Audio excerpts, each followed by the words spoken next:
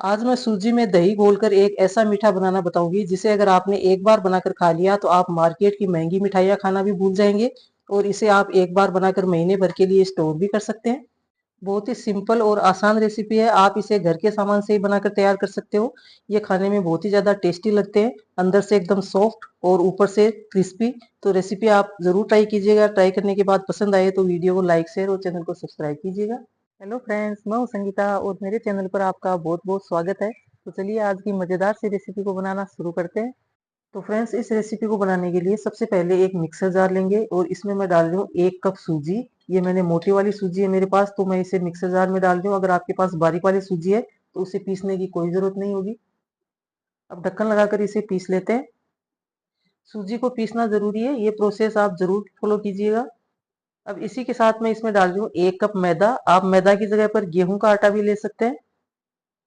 अब इसे भी एक बार मिक्सी में चला लेते हैं ताकि अच्छे से मिक्स हो जाए। अब इस मिक्स को निकाल लेते हैं एक बड़े से बर्तन में। आप मेजरमेंट के लिए घर में रखा कोई भी कप या कटोरी सेट कर सकते हैं, जरूरी नहीं है कि मेजरिंग कप ही हो।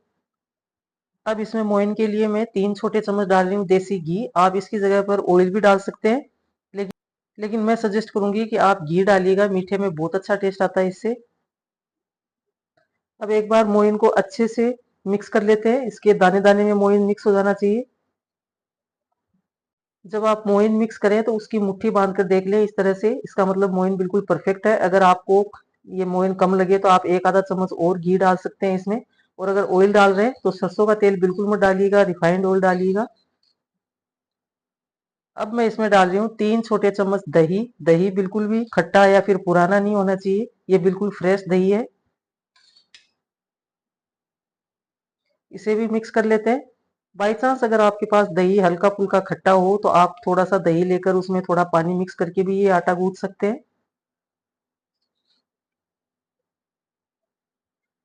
अब इसमें हल्का फुल्का सा पानी डालकर और इसका सख्त सा डो लगाकर तैयार कर लेंगे। ज्यादा सख्त डो भी नहीं लगाना है, सेमी सॉफ्ट सा डो लगाकर तैयार करना है। ना ज्यादा लूज हो और ना ही ज्यादा टाइट हो। सच में ये मिठाई बहुत ही ज्यादा टेस्टी बनकर तैयार हुई थी। आप एक बार सूजी में दही घोलकर इस मीठे को बनाकर देखिए, ये आपको और आपके परिवार को बहुत पसंद आएगा। आप इस मीठे को एक बार बनाकर महीने भर के लिए स्टोर भी कर सकते हैं। देखिए, कुछ इस तरह का चिकना सा डो लगाकर हमें तैयार कर लेना है। अब इस पर ढक्कन लगाकर 10 मिनट के लिए रेस्ट पर रखेंगे, क्योंकि सूजी है तो उसे फूलने में थोड़ा टाइम लगता है। अब एक कटोरी या बोल ले लेंगे, इसमें मैं डाल रही हूँ 2 छोटे चम्मच देसी घी। इसी में डालूंगी 2 चम्मच मैदा, या फिर आप आटा भी डाल सकते हैं। और इसे मिक्स करते हुए इसकी स्लरी तैयार कर लेंगे, यानी कि साटा। ये देखिए, इसको इस तरह से घोलना है, बिल्कुल चिकना और क्रीम की तरह। डो को रेस्ट करते हुए 10 से 12 मिनट हो गई हैं। इस पर हल्का फुल्के घी की बूंदे डालकर इसे फिर से एक बार मसल लेंगे और इसे चिकना कर लेंगे। इसमें से थोड़ा थोड़ा पोर्शन लेकर मैं इसके 10 पीस निकाल लूंगी। अब एक एक पोर्शन को उठाएंगे और इनके पेड़े बनाकर रख लेंगे, इस तरह से। ये देखिए, सारे पेड़े मैंने बनाकर तैयार कर लिए। एक पेड़ा उठाकर अलग रख लेंगे और बाकी पर एक कपड़ा लगाकर रखेंगे ताकि इन पर पपड़ी ना आए। अब पेड़े पर हल्का सा आटा या फिर मैदा डस्ट कर लेंगे और इसकी एक पूड़ी के साइज की हम चपाती बेल कर तैयार करेंगे। आप चाहें तो ये चकले पर भी कर सकते हैं या फिर काउंटर पर कर ले मेरी तरह।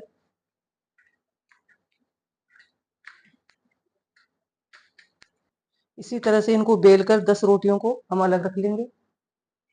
ये देखिए, मैंने 10 चपाती बेलकर तैयार कर ली है। अब थोड़ी सी मैदा स्प्रिंकल करेंगे और उसके बाद एक चपाती रखेंगे। अब हमने जो साटा बनाकर रखा था उसे ब्रश की सहायता से इस पर फैला लेंगे। हल्का हल्का सा फैलाना है, ज्यादा मोटी लेयर नहीं करनी है। आप चाहें तो हाथ से भी फैला सकते हैं। अब इस पर फिर से हल्का सा मैदा स्प्रिंकल करेंगे। अब इस पर दूसरी चपाती को लगा देंगे और इस पर भी साटा साटा ऐड करेंगे। फिर से मैदा स्प्रिंकल करेंगे। इस पर फिर से चपाती को रख देंगे। इसी तरह से हमें 5 रोटियों को एक के ऊपर एक रखना है, बीच में साटा और मैदा लगाते हुए। 5 रोटियों को सेट करने के बाद ऊपर ही ऊपर इस पर हल्का सा मैदा स्प्रिंकल करेंगे ताकि हम इसको बेलेंगे तो ये चिपके नहीं। अब हम इसकी बड़ी सी और पतली सी रोटी बेल कर तैयार कर लेंगे।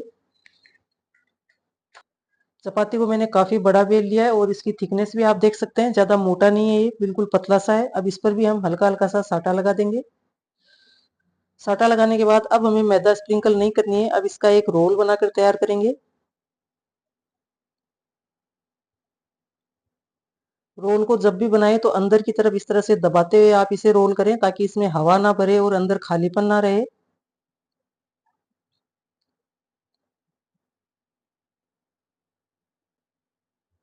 अब चाकू की सहायता से इसके आगे पीछे के सिरे कट कर लेंगे। अब एक एक इंच की दूरी पर इसे कट करके तैयार कर लेंगे।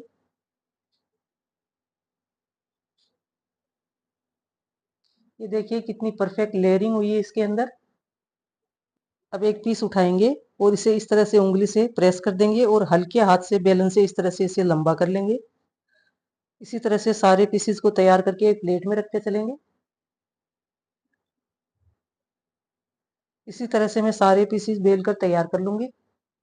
ये देखिए मैंने सारे पीसेस बनाकर तैयार कर लिए हैं। अब इनको 10 मिनट के लिए फ्रीज में रख देंगे। इससे क्या होगा कि जो हमने अंदर घी का साटा लगाया है वो अच्छे से सेट हो जाएगा। उसके बाद मैं आपको आगे का प्रोसेस बताऊंगी।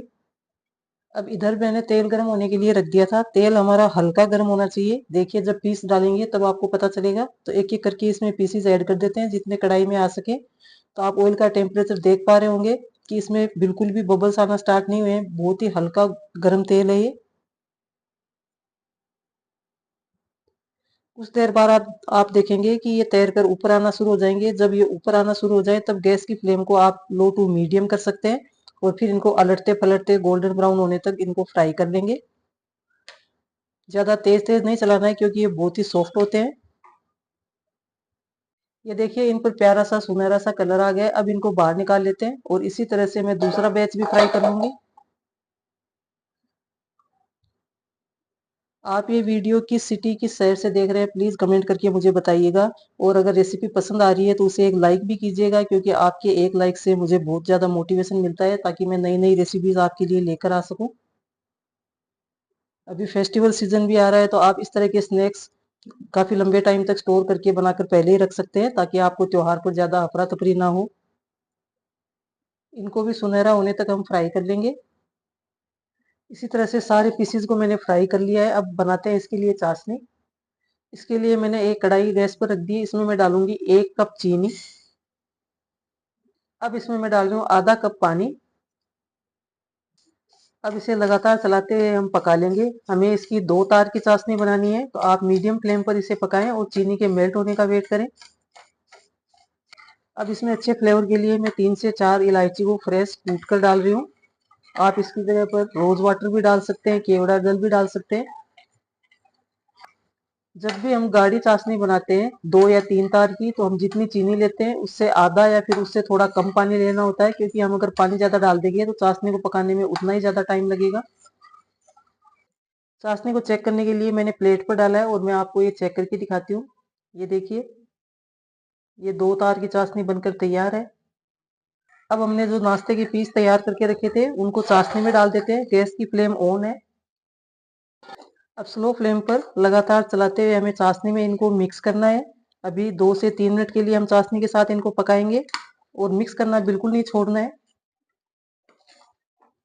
2 से 3 मिनट पकाने के बाद मैंने कढ़ाई को नीचे उतार लिया है। फिर भी इसे चलाना नहीं छोड़ना है। अगर आप चलाना छोड़ देंगे तो नीचे वाले पीसीज में चाशनी ज्यादा भर जाएगी और ऊपर वाले पीसीज में चाशनी लगेगी नहीं। तो आप इसे लगातार चलाते रहें जब तक कि चाशनी पूरी तरह से सूख कर पीसीज पर कोट ना हो जाए।